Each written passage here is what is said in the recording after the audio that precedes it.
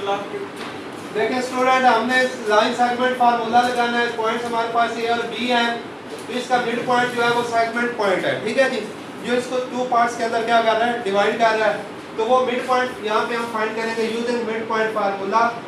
तो mid point formula हमारे पास क्या है, m is equal to x1 plus x2 divided by 2r into, इसी तरह क्या आ जाएगा, y1 plus y2 divided by 2, ठीक है जी। अब नेक्स्ट देखें जी, m is equal to r into x1 y x2 की प्लेस पे क्या आ जाएगा हमारे पास, x1 क्या है 3 प्लस 9 बाय 2, y1 की प्लेस पे क्या आ गया 5 प्लस 8 बाय 2। ये देखें जी, x1 y1 x2 y2, x1 y1 x2 y2, यहाँ तक किसी को कोई कंफ्यूजन जी। अब मिड पॉइंट हमारे पास क्या आ जाएगा जी, r into 9 3 12 बाय 2, 8 और 5 कितने हो गए 13 बाय 2। तो यहाँ से मिड पॉइंट हमारे पास आ गया जी, 2 1 2 2 6 12, 6 आ जाएगा, यहाँ पे आ गया 13 बाय 2। तो ये आपके पास मिड पॉइंट आ गया जी।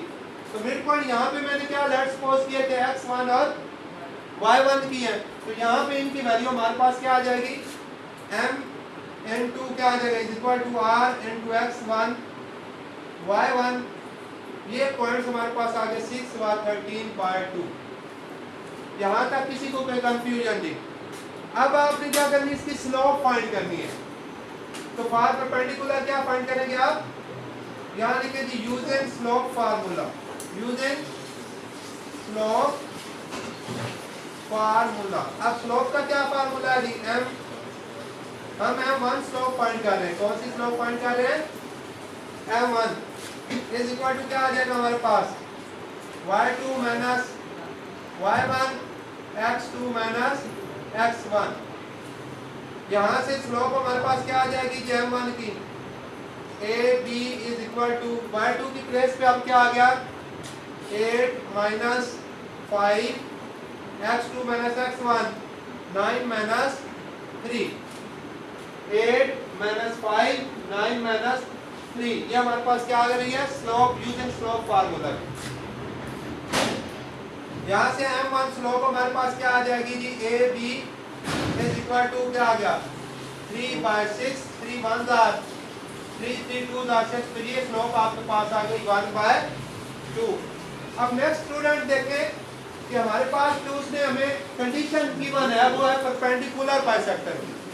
क्या है, परपेंडिकुलर बाय, पहले नहीं यहाँ मैंने बताया क्या, एक मिनट देखिए स्टूडेंट, अब ये हमारे पास स्लोप इसकी क्या आ गई है, A B is equal to 1 by 2 आ गया। और उसके बाद मिड पॉइंट जो है, मिड पॉइंट फाइंड किया वो कौन से आया मिड पॉइंट, 6 और 13 बाय 2 आ गया। अब नेक्स्ट आपने जो प्रोसीजर करना है वो क्या निकालना है, हमने यूजिंग पॉइंट फॉर्म इक्वेशन वाला फार्मूला लगाना है। तो यहाँ क्या लिखेंगे, यूजिंग क्या राइट करेंगे, यूजिंग इक्वेशन फॉर्म फार्मूला। क्या यूज कर रहे हैं हम लोग, यूजिंग इक्वेशन फॉर्म फार्मूला। वो कौन सा है हमारे पास, y इज minus y1 is equal to m into x minus x1। यहाँ तक क्लियर है, यानी स्लोप फॉर्म इक्वेशन फार्मूला हमने इस्तेमाल किया है, using slope form equation formula. ये लो ऐसे लिख लो, ठीक है जी। ऑफ अ स्ट्रेट लाइन भी आगे देख सकते हैं, या ऐसे आप इसको राइट करना अगर चाहते हैं पूरा complete, using slope form equation of a straight line. क्या है जी, स्ट्रेट लाइन फार्मूला। तो यहाँ हमने देखो ये इक्वेशन हमने लिख ली है। यहाँ पे इक्वेशन का क्या मतलब होता है, मसावात, y minus y1 m into x minus x1। यहाँ पे आप वैल्यूज पुट कर लेंगे। ये आपके पास क्या है, x1 y1 की प्लेस पे क्या राइट करेंगे आप 13 बाय 2, m की प्लेस पे क्या आ जाएगा हमारे पास, ये हमारे पास m1 क्या आ रहा है 1 बाय 2 आ रहा है। तो सर इसको हम पहले क्या करेंगे, यहाँ लिखे सिंस फॉर परपेंडिकुलर, पहले इसको हम परपेंडिकुलर के अकॉर्डिंग जो है कन्वर्ट करते हैं, क्योंकि यहाँ पे कंडीशन परपेंडिकुलर की है। अब परपेंडिकुलर में क्या करते हैं हम लोग, m1 इज इक्वल टू -1, ठीक है जी।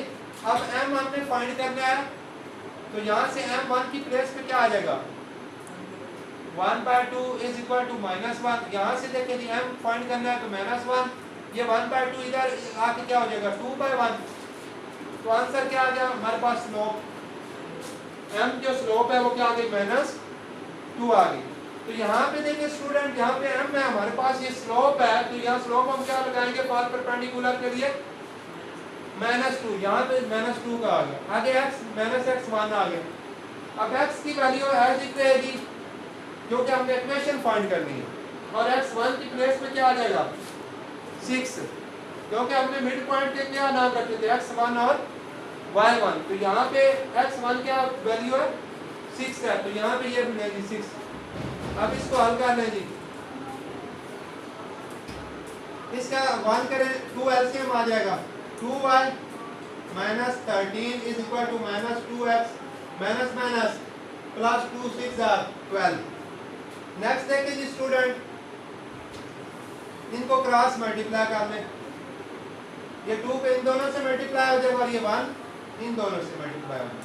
2 into 2x plus 12 minus 2x sorry is equal to 1 से मल्टीप्लाई होकर क्या आ जाएगा 2y minus 13, 2 2s or -4x, 12 2s or 24 is equal to 2y minus 13। यहाँ तक किसी को कोई कंफ्यूजन? नेक्स्ट देखें जी, अब ये -4x है, ये 24 है, तो आप क्या करें इन दोनों वैल्यू को उस साइड पे ले जाए तो ये पॉजिटिव हो जाएंगे, ठीक है। यहाँ 0, ये -4x इधर आके क्या हो गया, इसी तरह ये प्लस का क्या है 2y माइनस 13, ये प्लस 24 इधर आके क्या हो जाएगा, तो आपका आंसर क्या आ गया 4x plus 2y minus 13 minus 24 कितने हो जाएंगे -37 is equal to 0। The required equation as proved. The required equation is क्या आ गई हमारे पास required equation 4x plus 2y minus 37 is equal to 0। जी तो स्टूडेंट क्लियर है? और